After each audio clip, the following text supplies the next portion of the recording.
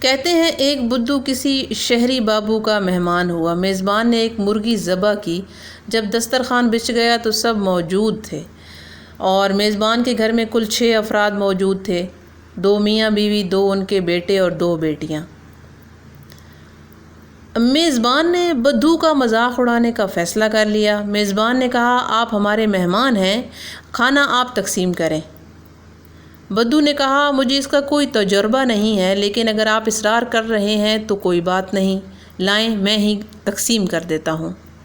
بدھو نے یہ کہہ کر مرغی اپنے سامنے رکھی، اس کا سر کاٹا اور میزبان کی طرف بڑھاتے ہوئے یہ کہا، آپ گھر کے سربراہ ہیں، لہٰذا مرغی کا سر آپ سربراہ کو ہی زیب دیتا ہے۔ اس کا پھر بعد میں پچھلا حصہ کاٹا، یہ گھر کی بیگم کے لیے۔ پھر دونوں بازو کاٹے اور کہا، بیٹے اپنے باپ کے بازو ہوتے ہیں، بس بازو بیٹوں کے لیے۔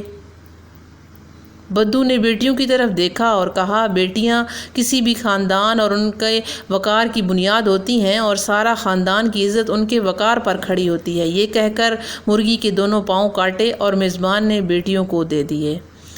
پھر مسکرا کر کہنے لگا، جو باقی بچ گیا وہ مہمان کے لیے۔ میزبان کا شرمندگی سے برا حال تھا۔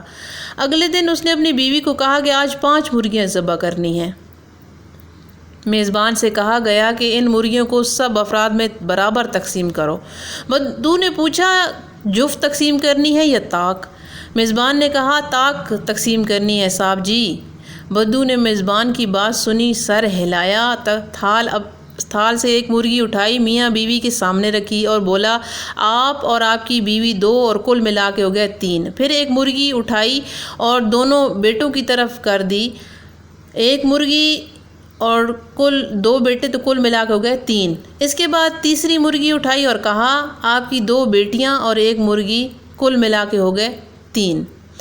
اب تھال میں جو 2 مرغیاں بچ گئی ہیں، اس نے دونوں مرغیاں اپنے سامنے رکھی اور کہنے لگا کہ یہ 2 مرغیاں اور ایک میں، یہ بھی ہو گئے 3۔ میزبان بدھو کی اس تقسیم کو دیکھ کر ہکا بکا رہ گیا۔ اگلے دن پھر اس نے اپنی مرغیاں روسٹ کیں اور جب سب دسترخوان پر بیٹھ گئے تو میزبان کی بھنی ہوئی 5 مرغیاں بدھو کے سامنے رکھ دیں۔ میزبان نے کہا، آج بھی تقسیم تم ہی کرو گے، لیکن آج تقسیم کی جو نوعیت ہے وہ جفت میں ہونی چاہیے۔ بدھو نے کہا کہ لگتا ہے کہ آپ میری پہلی تقسیم سے ناراض ہیں۔ میزبان نے کہا، ایسی کوئی بات نہیں، آپ ہی تقسیم کرنا شروع کیجیے۔